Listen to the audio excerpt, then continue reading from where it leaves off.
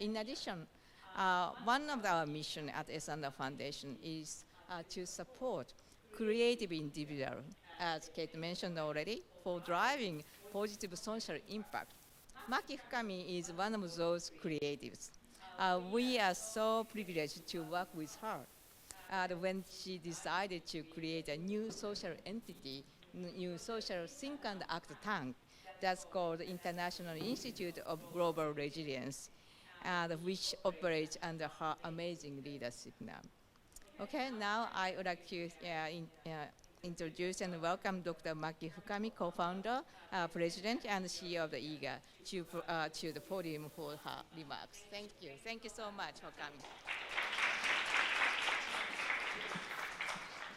Thank you very much, Dr. Kuno, for such a kind introduction. So, good afternoon, everyone. This Evermade Dialogue was a pretty challenging project. First, we combined emergency management concept and international security framework under all-hazard approach. In the United States, emergency management has been developed as a public management area and tried to be independent from politics. I have supported the idea as a management scientist and hesitated to blend with the international security issues. However, March 11 showed us that traditional domestic disaster management has the critical limitations, especially in terms of resources. We should collaborate with other countries to procure the resources, information, knowledge, people, money, equipment, whatever needed to minimize the damage and to protect our lives, properties, and environments. This Evermade Dialogue successfully provided the great opportunities to discuss the true integrated all-hazard approach to create resilient communities.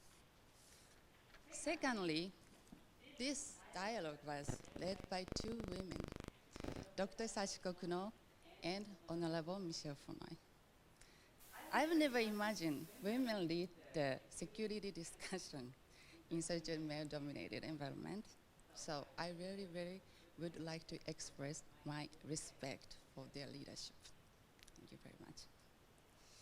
And today, I'm so excited, just like you, because we have special guest.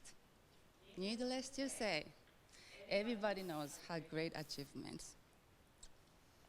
She was the Japan's first ever female defense minister and always have been a pioneer at the forefront of our times. Not only me, countless numbers of ladies have been encouraged by her. A woman we admire because of her wisdom, frontier spirit, foresight, and vision. Please join me in warmly welcoming the Evermade Dialogue special guest speaker, Her Excellency Yuriko Koike.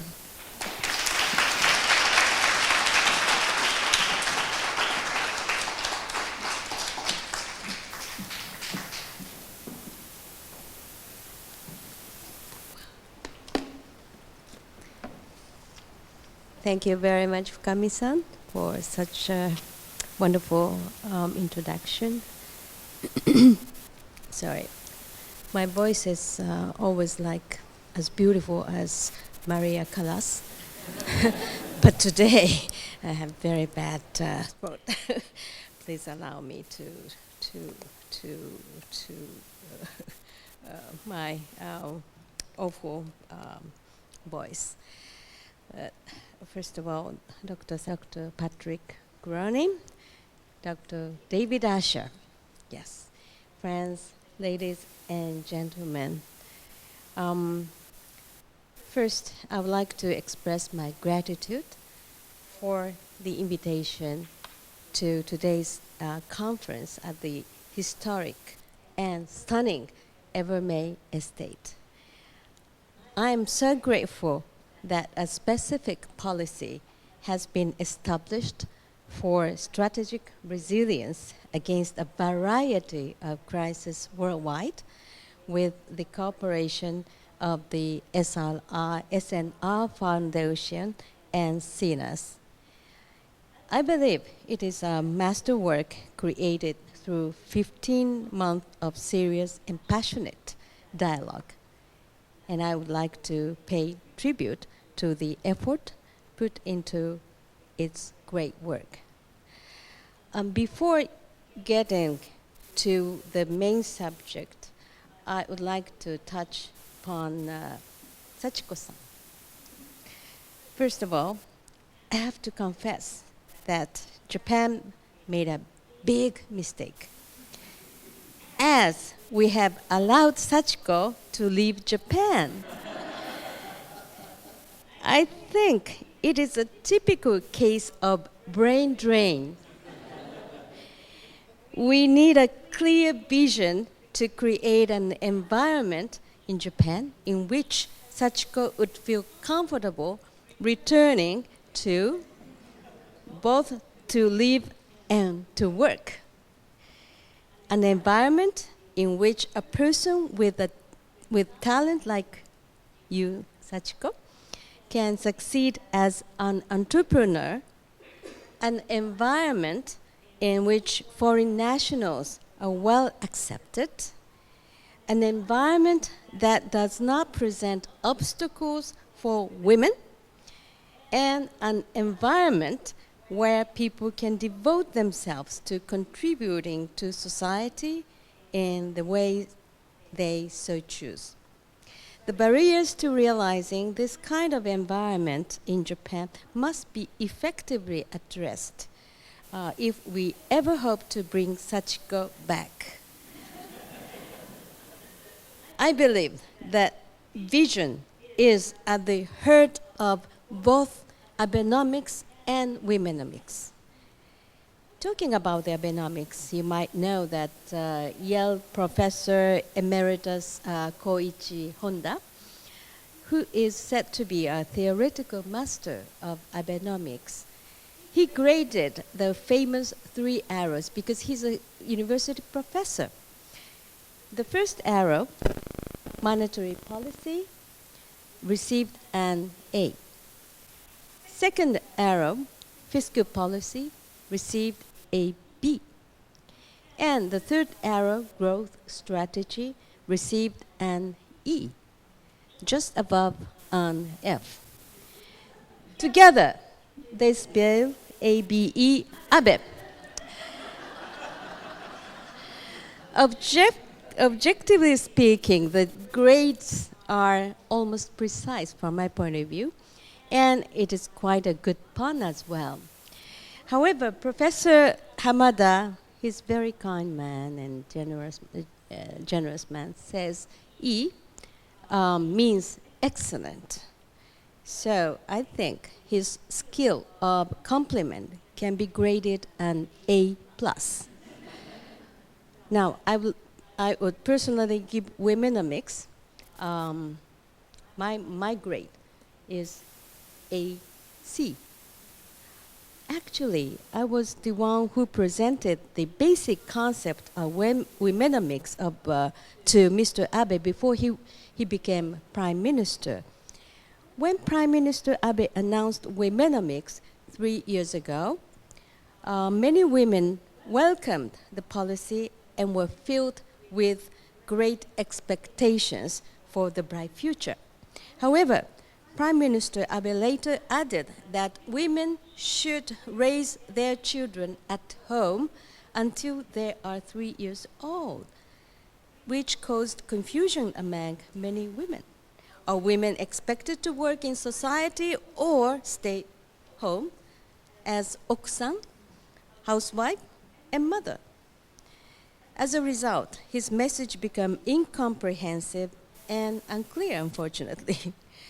As for Abenomics, my colleague and Kozo Yamamoto, David Asher's good friend, he created the blueprint for it. And Professor Honda is a theoretical master.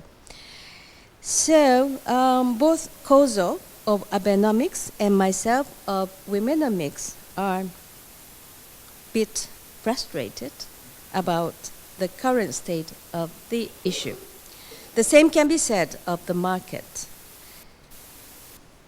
To create a sustainable society and strong economy are essential premise or elements for putting these policies into practice, as well as to enhance the strategic resilience.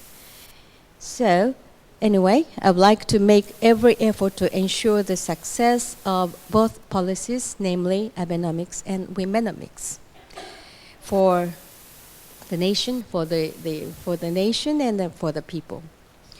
Now, ladies and gentlemen, the report produced by the SNR and CNAS covers a wide range of the world's various crises. Now, I'm going to touch upon today's main themes. These include terrorism, natural disasters, cyber attacks, and the humanitarian and military situation in Northeast Asia. But more than just identifying issues in these areas, the report also provides a concrete prescription for each of these risks, which I greatly respect. The first chapter is on counterterrorism. Japan experienced domestic terrorism with the sarin attacks in 1995, and also abroad with the loss of 10 lives in Algeria in 2013. The report hits the nail on the head by identifying Japan's sectionalism as a barrier to the swift interagency coordination needed for effective action. As the report correctly points out, initial responses to terrorism in Japan are made by the police and fire departments, and the Ministry of Defense and self-defense forces can only act if a request is made. One example of this notorious red tape or sectionalism is the case of Lieutenant Belenko of the Soviet Union. This well-known story involved a pilot of a MiG-25 attempting to defect from the Soviet Union to Hakodate, Hokkaido in 1976. In attempting to determine jurisdiction for the incident, the Japan Defense Agency then, which was responsible for threats to airspace, stated that airspace incursions only apply when flying through the air. Since the aircraft has landed in Hakodate, it is a matter of illegal entry into the country, so it falls under the jurisdiction of the Ministry of Justice Immigration Bureau. To which the Ministry of Justice responded, "You must be joking. The pilot is armed with a Tokarev pistol. This is the police job." The Ministry of Foreign Affairs then chimed in by saying, "The pilot says he wants to defect to the United States. This is our job." Other claims muddied the situation further. The aircraft is parked and is therefore a lost item, so it should be handled by the police under the Lost Property Act. The MiG-25 is an import and therefore falls under the jurisdiction of the Ministry of Finance, Customs, and Tariff Bureau. It's an aircraft-related matter and should be handled by the Ministry of Transportation. Still, I have two more sentences. It is a military aircraft, so it should be handled by the Defense Agency. The last one, sending the MiG-25 back would be an export, so it should be handled by the Ministry of International Trade and Industry. Well, this confusion could be considered a sort of leak of national secrets, so keep it in your mind. Now, 10 years later, in 1986, the Nakasone administration established the Cabinet Security Affairs Office to strengthen the general coordination functions of the cabinet. And there were already 4 offices in the cabinet, and the Ministry of Finance Ministry of Foreign Affairs, National Police Agency, and Defense Agency, 4, each had their own division, and that could be considered as separate and independent islands. When adding the new office, Chief Cabinet Secretary Masaharu Gotoda gave the following instructions to the staff. 1, forget the interest of your ministry and only think about national interest. 2, report the truth even if it is bad. Have courage to express your opinions. 4, don't say it is not your job. Number 5, follow decisions once they are made and carry out orders. Well, these all sound like common sense or too ordinary rules. It seems that provided preemptive caution to ensure that common sense would actually prevail. The Strategic Resilience Report also points out that examination of the 1995 sarin attacks has been inadequate. The indication that thorough examination and disclosure of information should be used in Japan, US, and multilateral training is also significant, and I do agree. Also, therefore, I intend to discuss and investigate how to effectively implement these strategies with the relevant departments. It was also highlighted that although the Japanese NSC and NSS may enable more effective coordination, it is unable to lead when dealing with a severe crisis. This is a problem concerning the capacity and capability of leaders and NSS staff. But I should say it is a universal phenomenon. I remember the case of Hurricane Katrina. FEMA was unfortunately unable to operate at its full potential due to lack of clear and strong leadership, I should say. In general, ex officio leadership does not work well. As you may know, I was involved in drafting the bill to establish the National Security Council during the first Abe administration. At the time, I received much advice from Patrick, David, and many other American friends. So I would like to take this opportunity to express my gratitude for their invaluable advice. There were 3 things that I placed the greatest emphasis upon when drafting the bill. The first was the organization must function regardless of who the leader is. The second was to avoid falling prey to the kind of sectionalism that occurred in the Balenco defection case. And the third was sharing information effectively but carefully. Unfortunately, the bill was not passed during the first Abe administration, but thankfully it remained under examination even during the DPJ administration. However, 6 ministers were appointed to the National Policy Unit to prepare a similar NSC bill established under the DPJ government during their rule, which spanned 3 years and 3 months. This means that the person in charge changed every 6 months. Kan-san, Sengoku-san, Arai-san, Gemba-san, Furukawa-san, and Maehara-san, so altogether 6.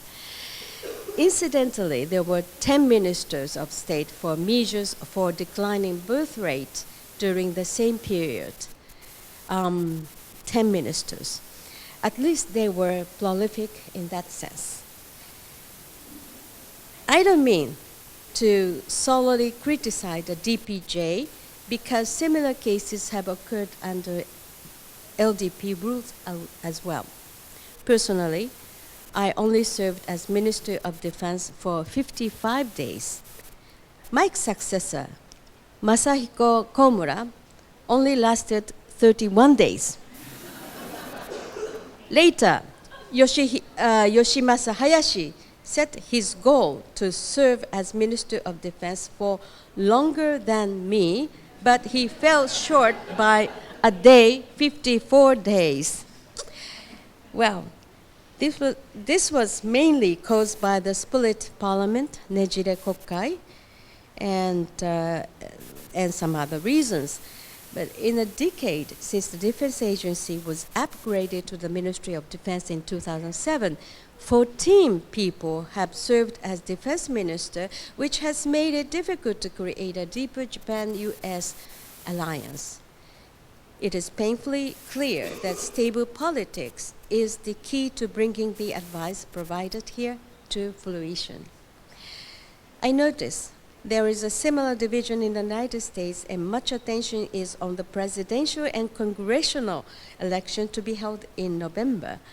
Well, I have no intention to make any comment on the current US presidential election today. But before addressing crisis, ensuring stable democratic politics is greatest issue faced by all countries in the world. The issue of sectionalism mentioned earlier is also an issue common to disaster response and other situations. The book I keep turning back to is Essence of Failure, Shippai no Honshitsu, a long-time bestseller that provides objective academic analysis of Japanese Imperial Army's strategies and their result during World War II. The book discusses how pronounced sectionalism was in the Army and the Navy and emphasizes the need to develop strong and clear leadership, establish effective communication channels, and obtain the empathy and trust of the people. Many of the issues listed in the Strategic Resilience Report can be resolved in Japan through the peace and security preservation legislation that was passed last year after long debate and finally became effective the end of this last month, March. Additionally, as the NSC and NSS mature in the fourth year since their establishment, decision-making and action are expected to become quicker. I do hope so. The second chapter is dealing with natural disasters. I must begin by offering my heartfelt thanks for the support provided by the United States when Japan was hit by the Great East Japan earthquake and tsunami. The prompt and effective cooperation provided through Operation Tomodachi was a blessing. Also, the Tomodachi Initiative, which was later implemented by the US-Japan Council and promotes youth exchange, is also of a great significance. I'd like to specifically thank the Council Chair, Irene Hirano Inoue. The report lists a variety of points with regard to natural disasters, but I especially appreciate that it discusses the importance of public education as a social approach to resilience and risk mitigation. For example, with regard to the nuclear power plant accident in Japan, there had been a myth that accidents would never occur because nuclear power plants were claimed to be infallible. Usually, planning the construction and operation of a nuclear power plant requires the consent of the local community. The planning process should include establishing evacuation routes in the event of an accident, but it is difficult to explain to locals why such routes are needed if nuclear power plants are actually safe. Such discussions could lead to opposition of the plant due to fear. Ironically, increasing safety measures lead to the perception that it is less safe. This is a catch-22. Quite a while ago, I asked the government during the standing committee session in the Diet about the evacuation manual for use in the event of a nuclear power plant accident. I wanted to point out that the route of the evacuation should be determined according to the direction of the wind. But the government responded simply by stating there's no manual. The accident in Fukushima demonstrated that it really did not exist. The way the media covers the topic also have a significant impact on public perception and government response. The media tends to stoke anxiety, especially on TV. Some commentators on popular TV programs, many of them are not specialists, tend to talk irresponsible image. By the way, I'm currently preparing a very small piece of legislation concerning strategic resilience and resilience infrastructure for resilience. It's a bill to promote the elimination of utility poles. The forest of utility poles seen in Japan is not befitting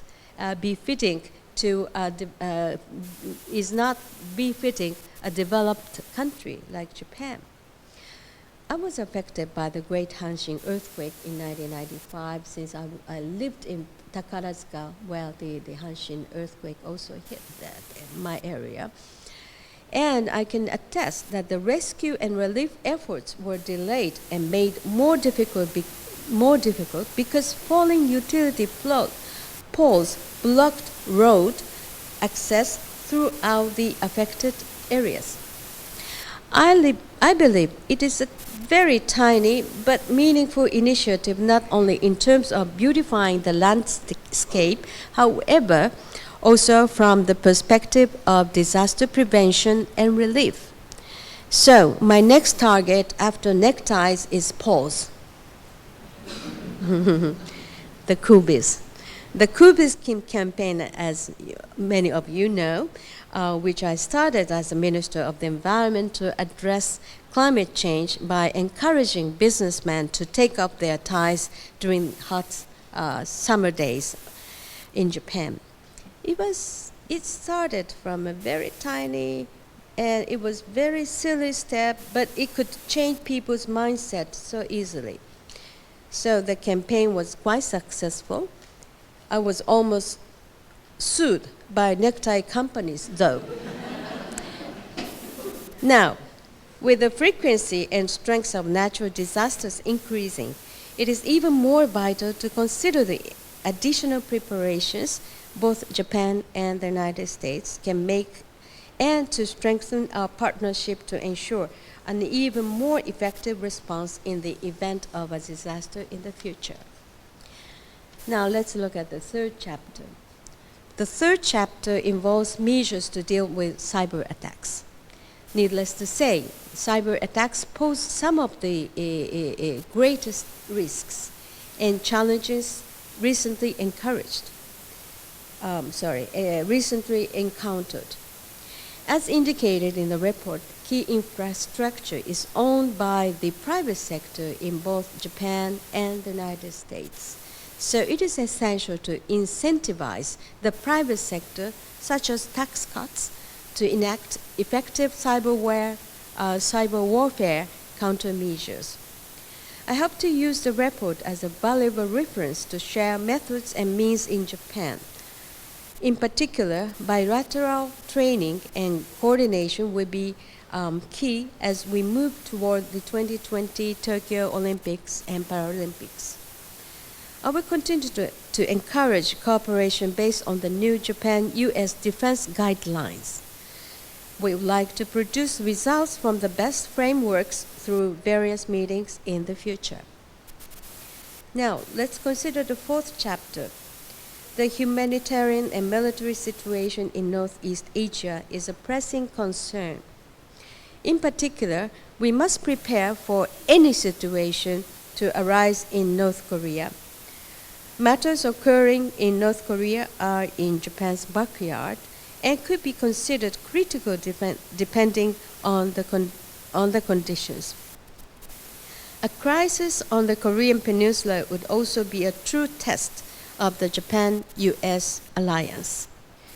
Therefore, the points indicated in the report: 1. Creation of a government-wide approach to crisis planning, as you can see.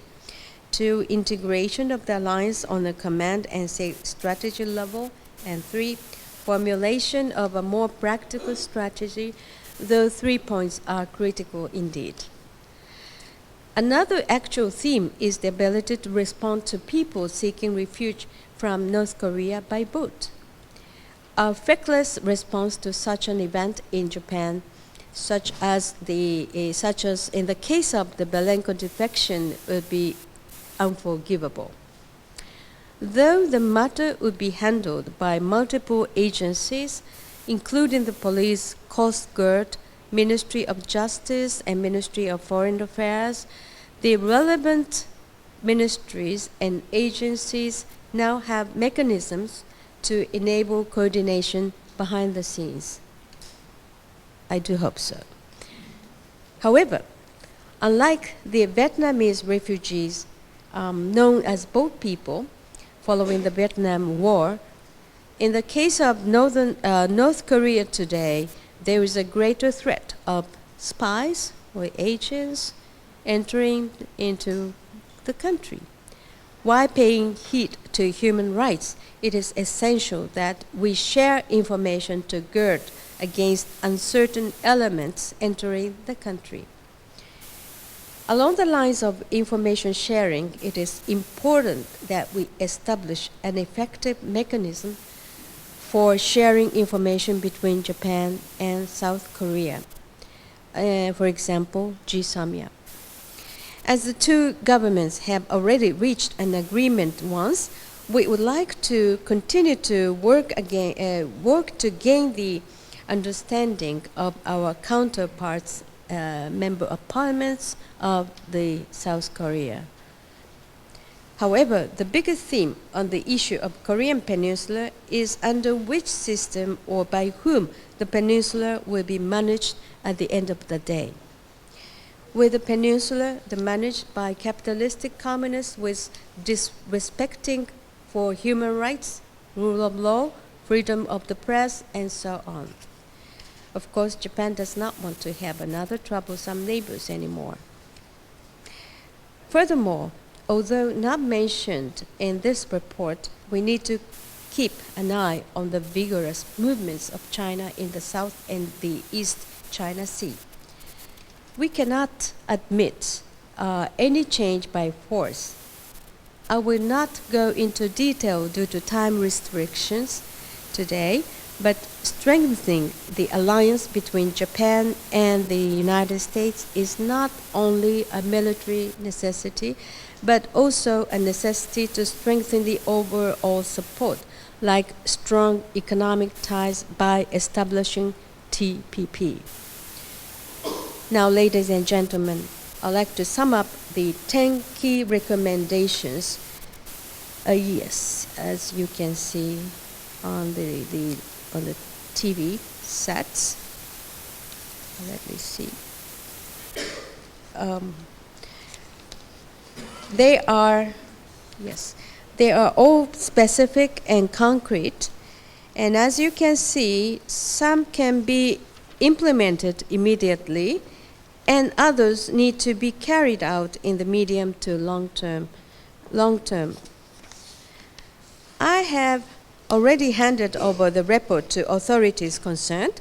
In order to attain high levels of achievement, we would like to encourage both the public and private sectors to address each issue in earnest, such as the number one, initiate an official U.S.-Japan working group on strategic resilience. As a matter of fact, ACG, that is Alliance Coordination Group, has already been organized and started working. And second, yes, we need more verification. Number 3, after action reports. This is also very important. And number 4, create a training program on strategic communications or national and local government officials. Yes, the Belenko's case cannot be our trauma, but can be it's not a good model, but we always have to remind what had happened when the Balenko's defect case. And the number 5, yes, this is also very important. Identify ways to break down some of the highest hurdles. We have to find out which is the highest hurdles. By checking up those hurdles, we can find solutions on while we are checking those hurdles, I think. And the next page, consider actionable ways the Alliance can translate shared best practices and requirements into improved disaster preparedness. Yes. And the determine ways to deliver assistance and speed recovery during and after major disasters. I agree. And the number 3 is also the cyber counter attack. And number 4 is also very important. 5 eyes is the one part, right? And the last one, Alliance managers need to help crisis managers. Yes, and this is also very important. 5 eyes and also TISA, Trilateral Information Security Agreement, plus Korea. These are the sets of sharing information apparatus. Now, ladies and gentlemen, I would like, last but not least, I would like to leave you with a piece of Japanese wisdom. A famous high priest of Zen, Dogen, of 13th century, said, "Think about things that are unthinkable." Certainly not thinking about the thinkable is just lazy. On the other hand, thinking about the unthinkable is quite difficult. Difficult, but not impossible. Difficult, but absolutely necessary if we are to be strategically resilient. And of course, we should prepare for the most likely scenario, but if we stop there, we will fail to achieve our goals. Because we have to think that preparing for what we think could happen is not enough. Each time we are caught underprepared, we say this was an unthinkable event. We therefore must also prepare for the unthinkable, and the first step is to think differently. We can no longer limit our thinking by defining what is possible by what has happened in the past. We should cooperate through the Japan-US alliance to think about both the thinkable and unthinkable, and put these thoughts into action to secure a better future together. Thank you very much for your attention.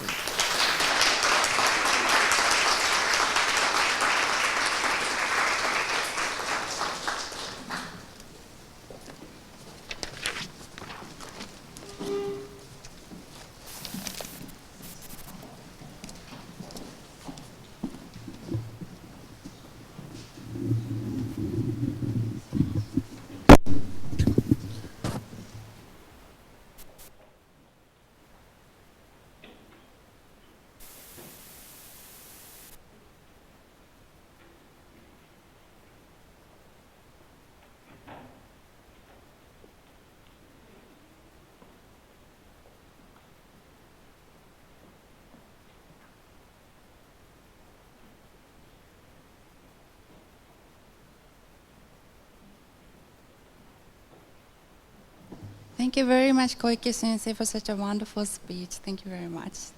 So now we are having a fireside chat with another key contributor. He organized all dialogue, actually, and I really respect his hard work for this dialogue.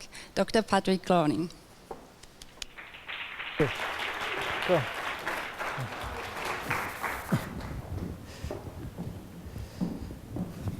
Well, thank you very much, Maki, and Koiki-sensei. Thank you for those brilliant remarks on this beautiful day. And here we are thinking the unthinkable in this wonderful setting. That in itself is unthinkable here at FMA, Dr. Kuno.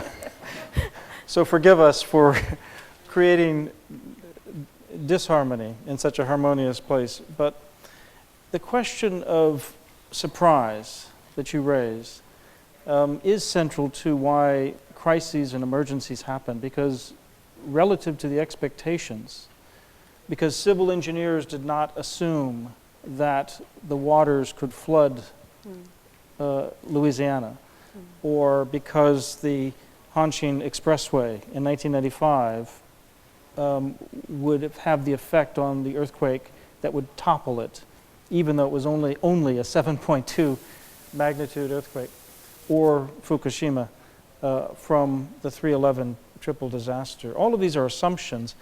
I wonder about the question of the assumption in Japan, especially among decision makers, of whom you're one, about terrorism. You're an expert on the Arab world, so you're familiar with both the Algerian gas disaster that you referenced, as well as the tragic ISIS beheadings of 2 Japanese early last year. And yet the sarin gas was a homegrown phenomenon.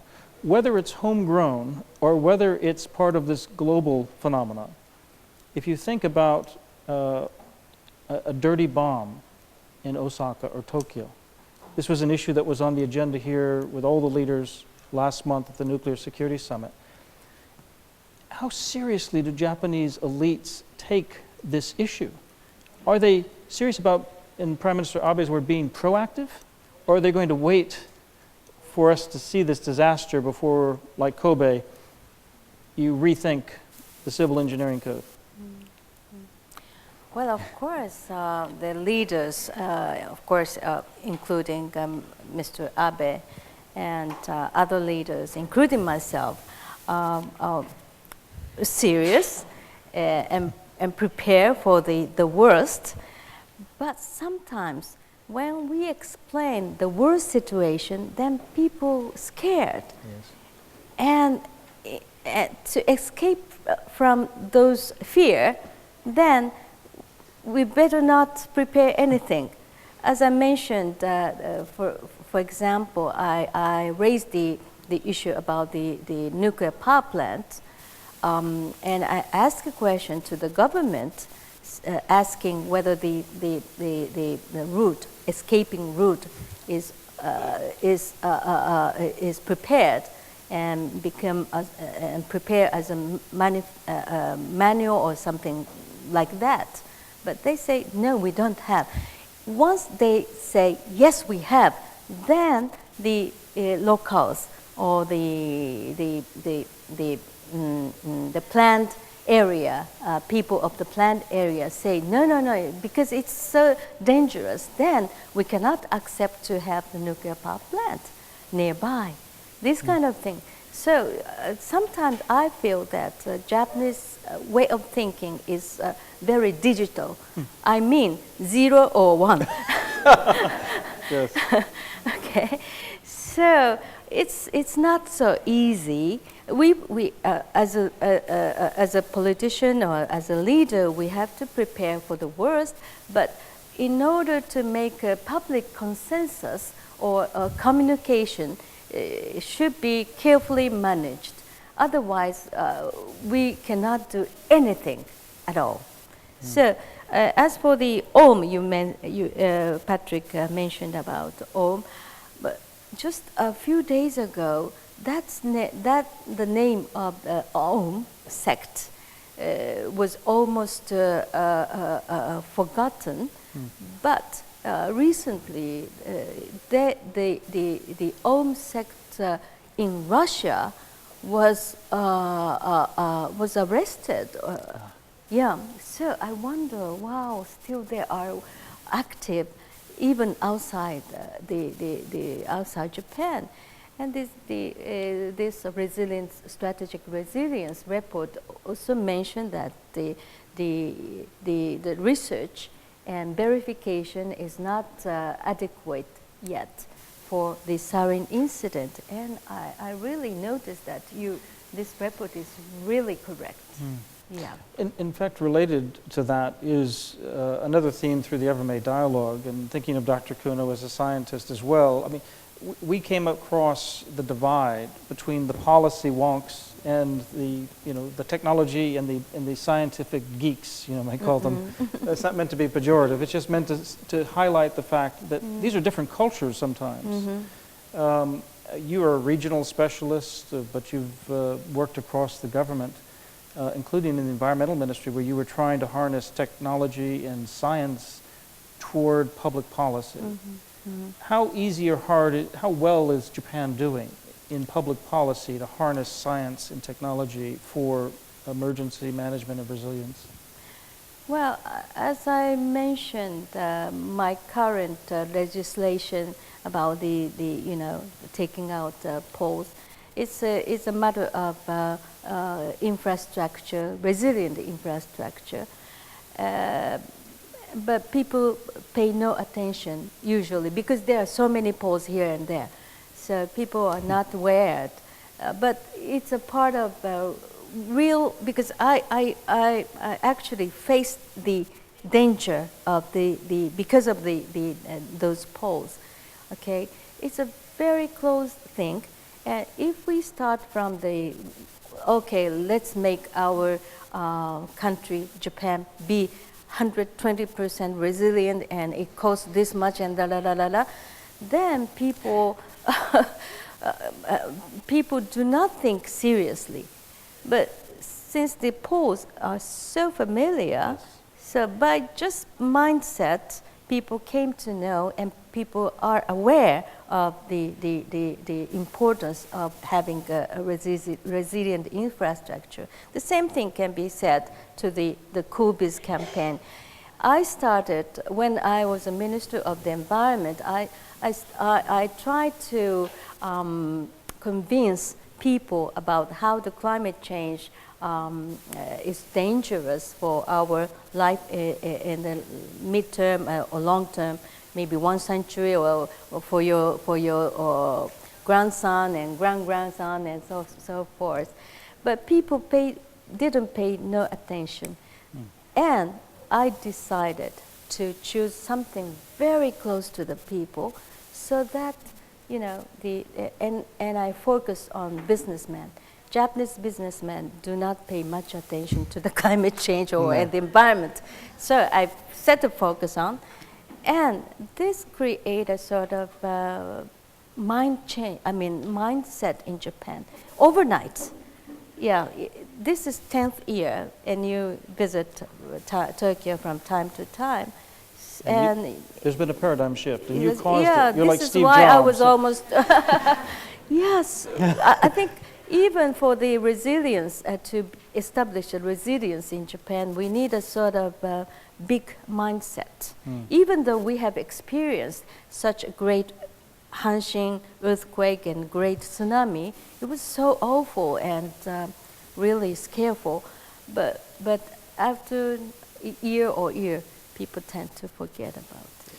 I'm thinking of another successful initiative that you led, which was the eventual creation of a National Security Secretariat or Council when you were not successful, but ultimately Japan was successful because of the efforts you made. I remember when David Asher and I and others were advising you, we talked about, the interagency in Japan was a stapler, which was all the ministries would carry their individual papers, and you would staple them together in the Prime Minister's office, and that was the interagency policy. And the whole question was, how does any government try to truly integrate the trade-offs and the decisions? And that process is now 4 years old in terms of the Secretariat. It has a very able leader in Yachi Sensei. Yeah. How do you assess, though, the effectiveness? I think the first challenge of NSC of Japan was the Inamenas case, I guess. Yes. Yes. And Inamenas was DPJ, yeah, in 2013. But NSC case was a challenge, make things things move much smoother than before. Yes, because you know, usually anything happened, the ad hoc group are combined, picking up all relevant from the relevant ministries, and they get together and stay 24 hours for how many weeks? It depends on the crisis. But to have a regular organization combining all those necessary departments and necessary, basically necessary department and ministries, I think it start working, effectively. And it's both year. So I So if the hope, MiG lands this time, yeah. there'll be somebody in charge. Mm-hmm. The MiG aircraft, right? Yes, Okay, right, so the right. Belenko affair. Yes. Okay, that's taken care of. What about Japan and the United States cooperation in the Asia region on humanitarian disaster? This is a growing area of necessity, but also interest. And I know with Secretary of Defense Ash Carter arriving in the Philippines tomorrow to talk about these issues. He was just in India talking about them, but Japan has been very active in helping to create a transparency network, information sharing, but also effective disaster response. So these are where the international role and the national resilience come together sometimes in terms of Right. the ability. But Right. how serious is Japan, do you think, in sustaining an active regional role to support this kind of capacity? Well, I think Japan is really serious and facing the very and owing a big responsibility for the regional stability, not only for the military but also for the natural disaster. For instance, tsunami. Tsunami is a good example Yes. because it wherever the origin is, the tsunami will reach wherever A lot of it shores. goes. Yes, and the last Asia tsunami, after the Asian tsunami, which hit Sri Lanka and many other Maldives and Thailand, the Japan initiated to set up tsunami information sharing center. So, because by using the Japanese technology, we can estimate in how many hours it takes to reach the tsunami reach to Sri Lanka, in what way, what height, and so forth. So I think those awful experiences and disasters always give us lessons. And by using these lessons, I think Japan is always taking initiative to share the experience with the technological support. So I think, and the same network or same channel can be used not only for the natural disaster, but for human disaster. I want to just go back to the general question about sectionalism, as you call the lack of unity of effort on the part of a whole of government approach. In the cyber domain, there is a marked lack of clarity over the incidents, the attackers, the identity, and therefore the response. So even in the United States, maybe especially in the United States, there is quite an argument over who's in charge of what. Yeah. When certain incidents arise. How confident are you that Japan is prepared to act with a unity of effort in an escalating cyber attack, including one that could coincide with other crises or emergencies? Well, it's a very good question, and I want to know how U.S. is managing for this cyber attack, counter cyber attack, because it's so new, but it's so critical. It may hit nuclear power plant. It hit the airport system and everywhere, and also hacking the conversation and it is Destruction of really, data as yeah, well. it's very distractive. And it's really difficult to find out the origin of this cyber attack. Maybe it go through some, I mean, a third country and other person's name and so forth. So it's really difficult to know. But since the cyber attacks is too new, so there is very small number of departments are related. So if the obsolete or very old industries are related, then each ministries say, oh, that's not our section and that's our responsibility, and compete each other. But since the cyber attacks is very new, so that we can manage much better than before. Thank you very much. Hopefully. We will keep our fingers crossed. One last question before we turn to Maki and we open up the questions to the audience here. I know you promised not to talk about our election, but very elliptically, you know, we have heard on the campaign trail things that probably could frighten our allies. They frighten me. But we could also have, in the next White House, we could have some incredible, remarkable female leadership that we haven't seen in American politics.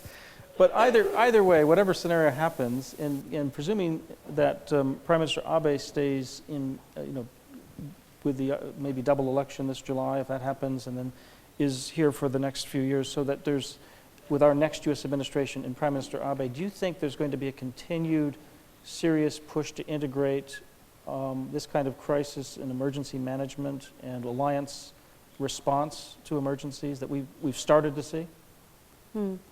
Well, I watched the current U.S. presidential election with great interest, and it's very unique and somewhat embarrassing. But I think this embarrassing candidates sometimes give a very good notion to Japan. For instance. What is that? Well, many things. Okay. Well, in short, what he says is very, how can I say, obsolete image of Japan.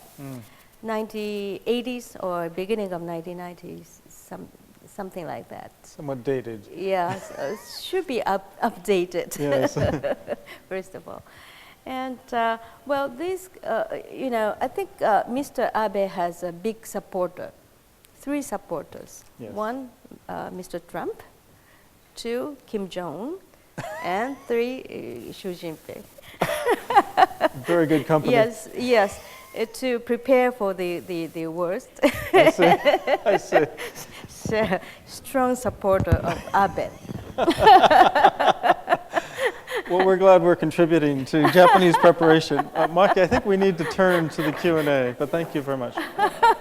Yes.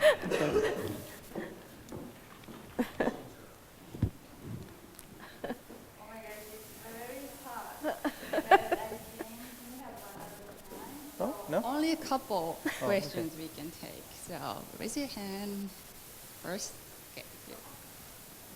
Here.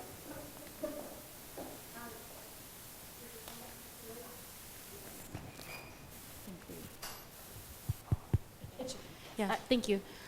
You mentioned womenomics in your talk, and I know one of the things that is important for resilience is having a strong female contribution, not only to preparedness and but also to the economy, because if you take out half of the population and they can't contribute, you're not very resilient.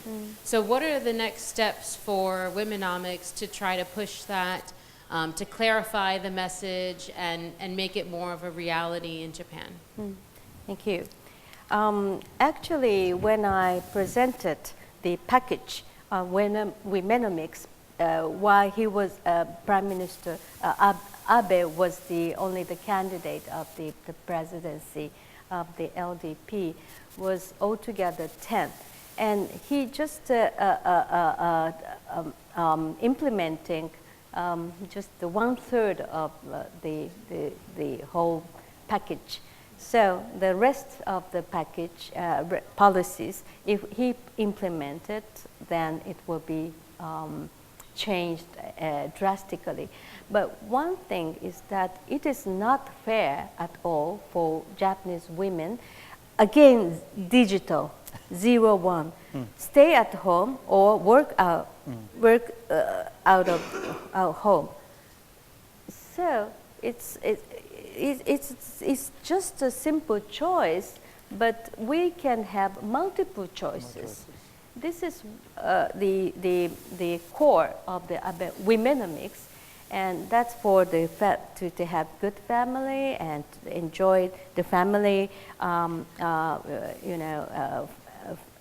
good family, and also to implement or to achieve her own, skill or her dream. Why not? Every country in the world and many of the women are enjoying both family life and the work. I guess. How about you? I enjoy both. So I want to change from the digital to multiple. Yes.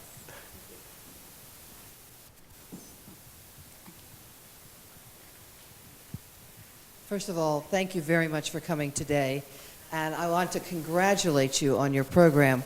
I do not think that critical infrastructure is a small issue. And so your bill there would be very important. But I want to look at a bigger picture and ask you a question. We have learned through many years of experience here in this country in response to disasters that government cannot do it all. And so we have a concept that we have looked at called whole community, where we get the public involved. We get all of the groups within the community involved. I applaud you for being in the House of Representatives. I think that is strong. But what do you see as your role as an official then in trying to encourage more public resilience to disasters so that they can contribute and not everything is all government? And again, I congratulate you on your work today. Your remarks have been great. Thank you very much, and I do agree what you pointed out. Because government can prepare the framework, but the disaster or anything can happen on the spot. So there should be good network, not daily basis. For instance, in Japan, we have sort of chonaikai. It's a district, very small district association, helping each other to clean up the roads and the public roads and so forth. And this is very effective and it works. So sometimes, and the government, the role is to support maintaining this system. That system is very, very old, have a very old history. And even before the war, there was a very strong tonarigumi system, which leads to the militarism or something like that before. But today, it's a chonaikai, it's a small district association, is very effective. And for instance, in Hanshin earthquake, which hit Kobe. Kobe is a mega city, but the origin of the earthquake started in Awaji Island, which is a very big island but a small population. But because of the small village and small cities combining in that area, and people know who lives next to you, and even the Oba-chan, the grandma of that house, always sleep at the room facing the road, and we cannot see her face during the earthquake, after the earthquake. Then people rush to that specific room to rescue her. So sometimes it's very annoying, but this kind of good association and social network really works, especially in the rainy days. Thank you very much for your point. So last chance, one more question. Or any comment or question? Thank you very much, Minister Koike, for coming today. So you raised an interesting point in while recognizing the importance of preparing for the worst or surprise. You mentioned that the importance of controlling sort of public fear. And I understood your question, your point to be sort of importance of finding the balance in between these two. And my question is, what are the processes or things that you as a policy maker think is important in finding those balances in between these two? Finding the balances in between both. Well, it's not so easy to control the public opinion, but to let people know the fact is very important, and to let people think about it is also very important. Recently, I visited Finland, where the Onkalo is a place 400 meters down from the surface for the nuclear waste management. And I was really respected the people's of the village's decision to accept that nuclear waste management in that specific town. People were well informed the danger and the danger and good points. But they really accepted it. And so the public information is really important.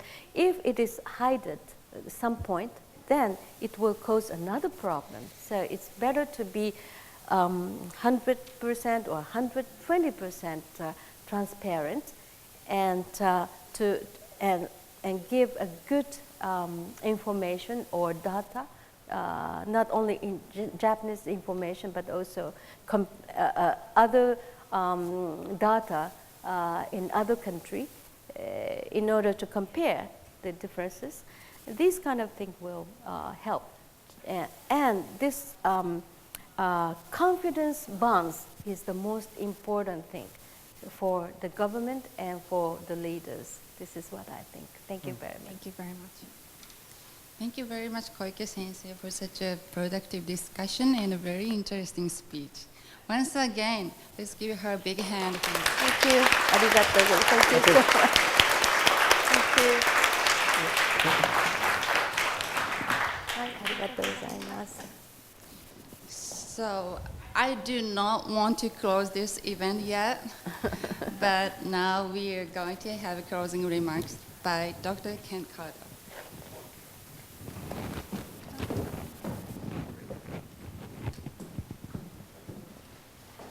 It's a real pleasure to be here, and I have some very strong impressions. This isn't the time to go into detail. Let me just start by thanking, I think we're really all in the debt of the SNR Foundation and CNAS and IIGR. This combination is a dynamic one, as I think we've seen. I've been leafing through the report, and it has a combination that you don't often see in Washington think tank reports. It thinks outside the box. It's realistic. And it isn't just a boilerplate or public relations for some organization, as occasionally, of course, we do see.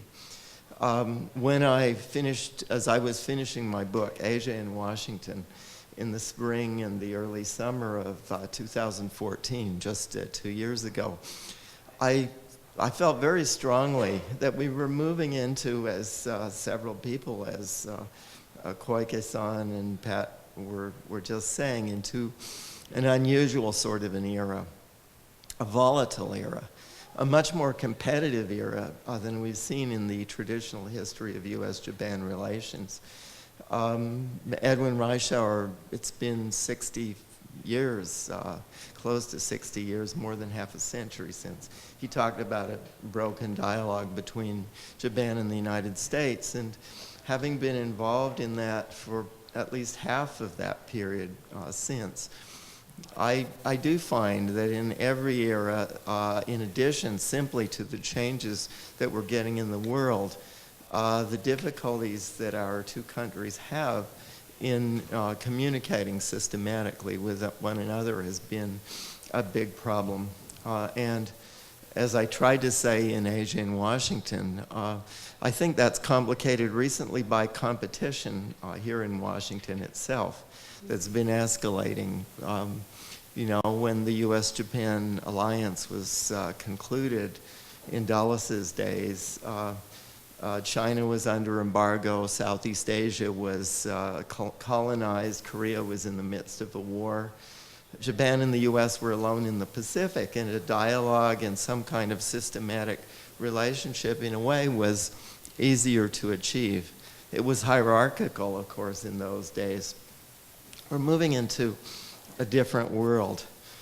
And it seems to me that the Ever-May dialogue that was born in December, right at the end of 2014, just as I was thinking how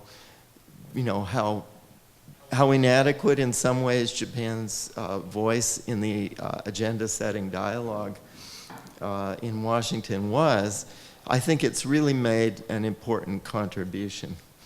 And this sort of creative reports that is concrete, and then seconded by someone who I've admired across the years, who has such an extraordinary background, who knows the Middle East better, I'm sure, than anyone here. If we were holding this dialogue in Arabic, she might be the only participant, I suspect. But also has this dual qualification as Minister of Defense and Minister of the Environment, as well as the ability to project. I think we're in an era of agenda setting, when being able to articulately set a U.S.-Japan agenda is something quite crucial. And so I think you've made an excellent choice in having her as the keynote speaker today. The two things that I take particularly out of her remarks, and Dr. Cronin's, whom I also admire some of what he has said, particularly first the issue of sectionalism. There was a time when sectionalism in the world and in U.S.-Japan relations was not nearly as serious, I think, as it is now. It means governments become reactive. They're not able to be proactive. They're not able to present their agenda as articulately or respond to the world as well as in if that were not the case. I think to the credit of Prime Minister Abe and those who worked with him over the years, moving from that reactive agenda setting to something that's more proactive, more dynamic is really very important, especially because the world is getting both more volatile and more competitive. And sectionalism stands in the way. Our new guidelines, some of the new organizational modes in the U.S.-Japan Security Alliance that go part of the way. I think things that were proposed here take us additional distance. But the problem of sectionalism that Ms. Koike, Minister Koike discussed is something that we really need to think more about how to overcome. The other thing that struck me was right at the end, coming out of Dogen, This isn't Herman Kahn's version of thinking the unthinkable. It's a different and, in a way, I think, more subtle and more apt rendition. But how we get out of the box, how we get out of a period just of sort of public relations and congratulating people on the great job that they did, but also thinking about problems that are emerging. I think this is crucial. So in conclusion, I would like to thank all of the participants here who staged this for something stimulating, something that is looking to the future and that I think we will be talking about and thinking about in the future. Arigatou gozaimashita.